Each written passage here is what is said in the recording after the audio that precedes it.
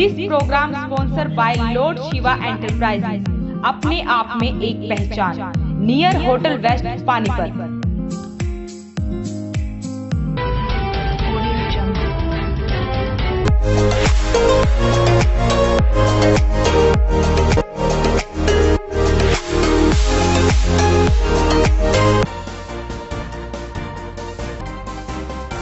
नमस्कार, voice of Panipat में आप सभी का स्वागत है।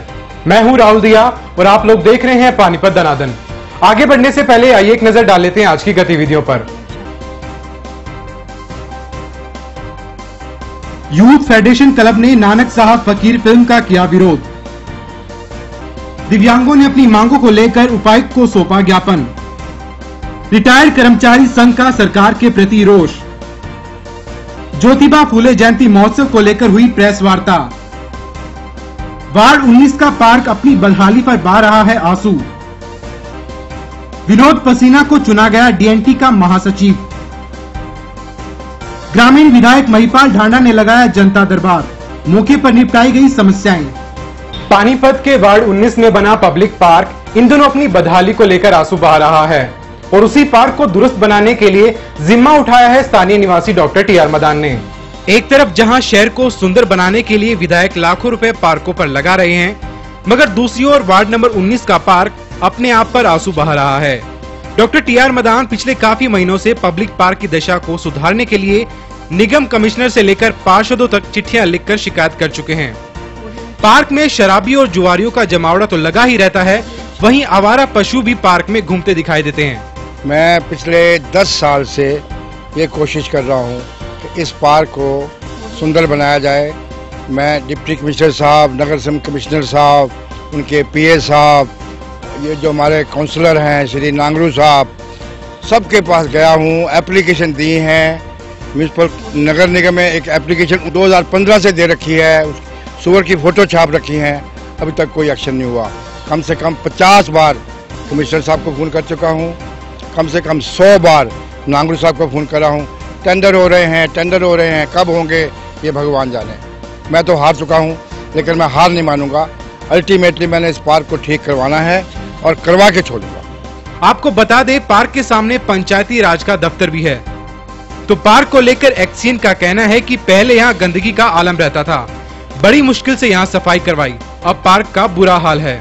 सभी के सहयोग से जो हमने पड़ोसियों से भी बात की, यहाँ पे जिनके ये शोर घूमते थे, इनसे भी रिक्वेस्ट करी और करीब 10-15 साल से ये एक ऐसा मसला था कि यहाँ पे जो ऑफिस चल रहे थे, पहले बीडीओ दफ्तर था, जिला परिषद का ऑफिस भी यहीं चलते थे और अभी रेजिडेंस भी है यहाँ पे। तो निकलने का मतलब बाहर निकलने का तो मतलब ही नहीं होता था। इतनी स्मेल और बदबू और मक्खियाँ इतने जोर पे थी कि कोई आदमी 2 मिनट भी खड़ा नहीं हो पाता था यहाँ पे। तो सभी के सहयोग से हमने इनके जिनके ये कूड़ा डालते थे उनसे भी रिक्वेस्ट करी और भी जो लिख सकते थे, कॉरपोरेशन में भी गए, तो सभी के सहयोग से अब ये हट गया है यहाँ से। और अब आप देख रहे हैं तो अब यहाँ पे खड़े होने का रास्ता हो गया है कम से कम कि हम अपने दफ्तर में बैठ सकते हैं। अदरवाइज़ तो पहले मेरे ऑफिस के कोई कर्मचारी थे, तो भी डिस्ट्रिक्ट का ऑफिस है, पूरे सरपंची जाते हैं, जिला परिषद मेंबर आते हैं, तो आना पसंद नहीं करते थे। वो कहते थे भाई काम हो ना हो, लेकिन बीमारी भी क्यों पीछे लाई, ये नौबत थी। तो अब ये बिल्कुल साफ हो गया है। अब ये जो एक प्रॉब्लम रह गई है जो पार्क की, आप भी आए हैं तो आपसे भी रिक्वेस्ट करेंगे भाई जो स्वच्छ भारत मिशन है इसके तहत आप भी सहयोग करवाएं। और जो भी कुछ सूअर वगैरह घूमते हैं या दूसरे जानवर आ जाते हैं या अवांछनीय जो बच्चे यहाँ पे बैठते हैं, बीड़ी सिगरेट वगैरह लेते हैं, तो उनसे भी हमारा छुटकारा मिले, तब जाके बात बनेगी इसमें। तो वहीं स्थानीय निवासी भी पार्क को सुधारने की मांग कर रहे हैं। बहरहाल अब देखना ये होगा कि कब जाकर अधिकारियों की नींद खुलेगी और कब इन पार्कों पर ध्यान दिया जाएगा। इसमें दिक्कत है जी, एक तो गंदगी घनी है, कोई सफाई नहीं, बाहर के लोग आवे दारू पीने लग जाएं, सूर इसके अंदर रहते हैं और इसकी हम चाहते हैं थोड़ी थोड़ी दीवारें ऊपर नहीं हो जाएं और उसके ऊपर ये ग्रिल लग जाए, एक गेट उधर हो जाए एक इधर, और इसके कुछ इस उधर इधर से मेंबर होने चाहिए, सारे मेंबर, एक दो इधर का एक दो इधर का, जब इसकी कार्रवाई होगी थी। सुरेंद्र रेवड़ी जी आ रहे थे, उनको बोला, नागरू एमसी हमारा, उनको भी बोला, अरे उरे बहुत गंदगी है, रात को एक दो कोई ऐसे आ जाते घूमने, और कोई घूमने की जगह नहीं है, आवारा आदमी आ जाते हैं और शराब पी लें। रिटायर्ड कर्मचारी संघ हरियाणा के सदस्यों ने अपनी मांगों को लेकर आज सचिवालय के बाहर धरना प्रदर्शन किया। रिटायर्ड कर्मचारी संघ हरियाणा के जिला प्रधान बलवान सिंह का कहना है कि रिटायर्ड कर्मचारी अपनी मांगों को लेकर काफी लंबे समय से प्रदर्शन करते आ रहे हैं। दिसंबर माह में कर्मचारियों ने उपायुक्त के दफ्तर के बाहर कई दिनों तक धरना दिया था, जिसके बाद सरकार पर दबाव आने के बाद जनवरी माह में पेंशन संशोधित पत्र जारी किया था। 29 मार्च को मुख्यमंत्री द्वारा कुछ मांगों पर सहमति भी जताई गई, लेकिन उनको सरकार ने अभी तक लागू नहीं किया, जिसके चलते कर्मचारियों में रोष बना हुआ है। आज रिटायर्ड कर्मचारी संघ हरियाणा के प्रदेश में जिला स्तर पर अपनी मांगों को लेकर प्रदर्शन कर रहे हैं। स्टेट कमेटी के फैसले के मुताबिक सभी जिलों में 9 तारीख से 13 तारीख तक रिटायर्ड कर्मचारी संघ उपायुक्त महोदय के बाहर धरना देकर मुख्यमंत्री के नाम अपना मांग पत्र देंगे। हरियाणा सरकार ने 29 मार्च 2017 को रिटायर्ड कर्मचारियों की कुछ मांगों पर सहमति की थी, लेकिन उनको आज तक पत्र जारी करके लागू नहीं किया। इसके बाद रिटायर्ड कर्मचारी संघ ने दिसंबर के महीने में 4 दिसंबर से 7 दिसंबर तक धरने दे करके अपनी मांगों मंगवाने के लिए प्रयास किया था। उसके दबाव में सरकार ने 10 जनवरी को एक पत्र जारी किया, जिसमें पेंशन संशोधन के नाम पर वो भी आधा अधूरा किया। हरियाणा सरकार के कुछ ही महकमे में वो लागू किया, उसमें भी कुछ त्रुटियां छोड़ दी गई है, जो एजी हरियाणा ने हरियाणा सरकार को दोबारा से उसकी त्रुटियां दूर करने के लिए लिखा है। हम सरकार से मांग करते हैं कि इस बट ये ना लगा करके इस पत्र को जल्दी से लागू करें और हरियाणा सरकार के विभागों में ही नहीं, चाहे बिजली बोर्ड हो, निगम, कारपोरेशन बोर्ड, विश्वविद्यालय में सभी विभागों में पेंशन का संशोधित पत्र लागू करे।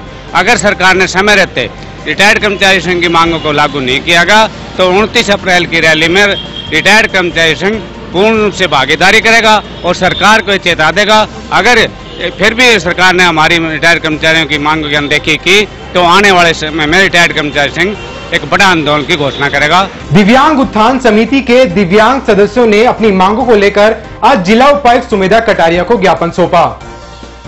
प्रदर्शनकारियों का कहना है कि निःशक्त जन अधिनियम 2016 को जल्द से जल्द लागू करे, डीसी रेट पर दिव्यांगों की पेंशन की जाए, हरियाणा रोडवेज में 40 से 80% दिव्यांगों को निःशुल्क यात्रा का लाभ मिले, राजनीतिक पदों पर 4% आरक्षण दिया जाए, इसके साथ साथ सरकारी योजनाओं में प्राथमिकता मिले और दिव्यांग पेंशन आदि योजनाओं का लाभ समान रूप से दिया जाए। इन जैसी मांगों को लेकर लंबे समय से अपनी आवाज उठा रहे हैं। सरकार पर आरोप लगाते हुए दिव्यांगों का कहना है कि वे कई बार ज्ञापन पत्रों के माध्यम से अपनी मांगों को उठाते रहे हैं, लेकिन सरकार मांगों का कोई हल नहीं निकाल पाई। हमने कई बार यहाँ ज्ञापन दिए, सभी सरकारों को ज्ञापन दिए, किसी भी सरकार ने हमारी आज तक कोई भी सुनाई नहीं की।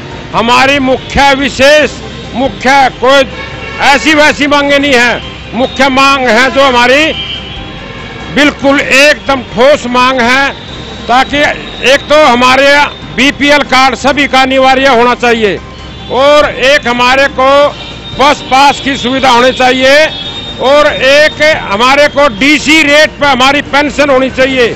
हमारी पेंशन और जो आम जनता को पेंशन दी जा रही है, हमारी पेंशन में और आम जनता की पेंशन में फर्क क्या है। हमने कई दफा ज्ञापन दिए।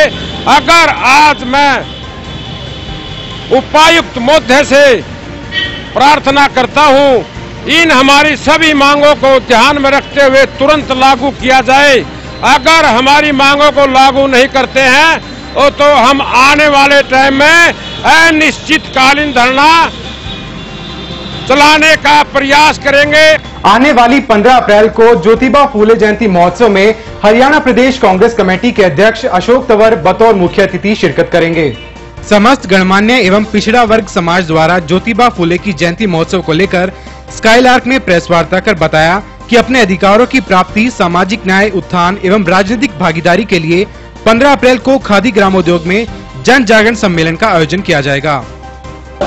आने वाली 15 तारीख अप्रैल को रविवार के दिन पंजाब खाते बोर्ड तहसील रोड पे एक समस्त पिछड़ा समाज द्वारा एक बहुत ही जन जागरण सम्मेलन के रूप में किया जा रहा है, जिसके मुख्य अतिथि हमारे कांग्रेस के प्रदेश अध्यक्ष डॉक्टर अशोक तंवर जी मुख्य अतिथि के रूप में वहाँ पधारेंगे।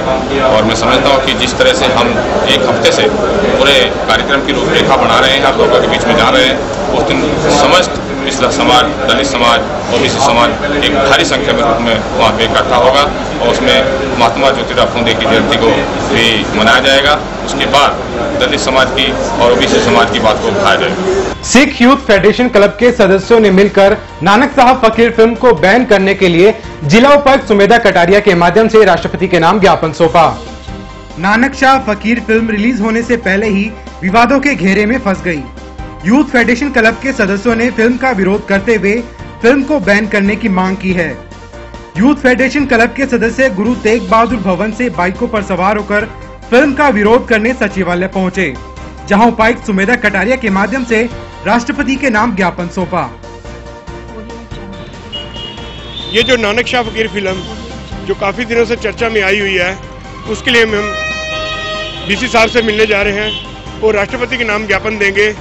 जो सिख कौम हमेशा से दूसरों की सेवा भावना के लिए जानी जाती है, कभी भी हमने आज तक किसी चीज की सरकार से आरक्षण हो, किसी भी चीज कभी मांग नहीं की, लेकिन आज हम ये मांग करने जा रहे हैं कि जो फिल्म है इससे हमारे सिखों की जो भावना है वो बहुत आहत हुई है। इसलिए हम बेनती करेंगे इस फिल्म को वो बैन करें, ताकि आपस में समाज में भाईचारा और प्यार जो है वो हमेशा सारों के साथ बना रहे। विनोद पाल पसीना को हरियाणा प्रदेश कांग्रेस डीएनटी प्रकोष्ठ के महासचिव के पद पर नियुक्त किया गया। हरियाणा प्रदेश कांग्रेस कमेटी के अध्यक्ष अशोक तंवर और भीम सिंह महेशपाल संगठन सचिव एवं चेयरमैन डीएनटी के नेतृत्व में हरियाणा प्रदेश कांग्रेस डीएनटी प्रकोष्ठ के महासचिव के पद पर विनोद पाल पसीना को नियुक्त किया है। विनोद पाल पसीना का कहना है कि घुमंतु समाज के लोगों के हितों के लिए अब पार्टी काम करेगी और इन लोगों को सामाजिक विचारधारा से जोड़ेगी।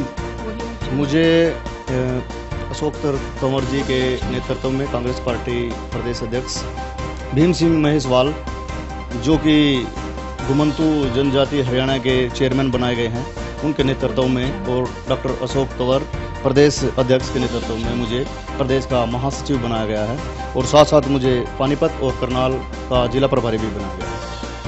हम इस घुमंतु जातियों के लिए पिछले 70 सालों से सभी सामाजिक संगठन और पार्टियां काम कर रही हैं, मगर अभी तक इन 31 जातियों को, इस घुमंतु जातियों में 31 जातियां शामिल की गई हैं, लेकिन आज तक इन 31 जातियों को सामाजिक विचारधारा से जोड़ा नहीं गया, जिसमें उनको सामाजिक तौर से रोजगार के रूप में, और उनको जैसे कि ये जातियां हैं पुराने समय से ही मतलब कबीले और जंगलों में रही हैं और किसी भी सामाजिक संगठनों ने इनको विचारधारा में लाने का प्रयास भी किया है और पार्टियों में इनको ना तो कोई जिम्मेवारी मिली है, ना इनको विचारधारा में लिया गया, जिससे कि ये जातियाँ बहुत ही पिछड़ी हुई हैं और आज तक इनका शोषण ही हुआ है।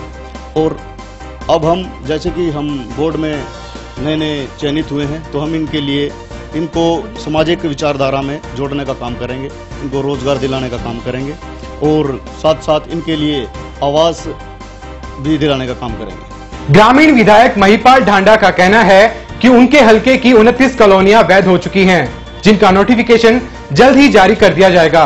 सेक्टर 18 में अपने कार्यालय में खुले दरबार में विधायक ने लोगों की समस्याएं सुनी। महिपाल ढांडा का कहना है कि ज्यादातर शिकायतें मौके पर ही निपटा दी जाती हैं। वॉइस ऑफ पानीपत से बातचीत करते हुए विधायक ने कहा कि आज विपक्ष के पास कोई मुद्दा नहीं है और जो चुनावी वायदा अवैध कॉलोनियों को वैध करने का था वो पूरा हो चुका है। ग्रामीण हलके में 29 कॉलोनियां वैध हो रही हैं, जबकि बाकी कॉलोनियों को भी वैध करवाया जाएगा। कि हम लोग इन कॉलोनियों का सर्वे कराएंगे, इन कॉलोनियों को वैध कराना है। जब वैध कराने के लिए हमने सर्वे कराना शुरू किया, 8 महीने दिन रात हम लोगों ने लग के उसका सर्वे कराया। सर्वे करा के हमने केंद्र सरकार के पास भेजा। सरकार में लगातार हर बार की विधानसभा में मैं एक ही बात बोलता रहा हूँ कि हमारी कॉलोनियों को वैध किया जाए, हमारी कॉलोनियों को वैध किया जाए। और माननीय मुख्यमंत्री जी ने मेरी बात को इसको स्वीकार किया और सर्वे जो हमारा बन के गया था, उस सर्वे को जब वो वेरिफिकेशन किया। उस वेरिफिकेशन में अभी हमारी 29 कॉलोनियाँ क्लियर हो गई हैं। 29 कॉलोनियों का हम लोग अभी जल्दी उसका नोटिफिकेशन भी जारी हो जाएगा और ये कॉलोनियाँ वैध मानी जाएंगी। अगली कॉलोनियों का भी वो जो सर्वे के बाद जो उनकी रिपोर्ट्स आनी है, जो रिपोर्ट्स आती जाएगी, हम सारी की सारी कॉलोनी को वैध करेंगे। आज की गतिविधियों में बस इतना ही। जुड़े रहिए वॉइस ऑफ पानीपत के साथ। नमस्कार।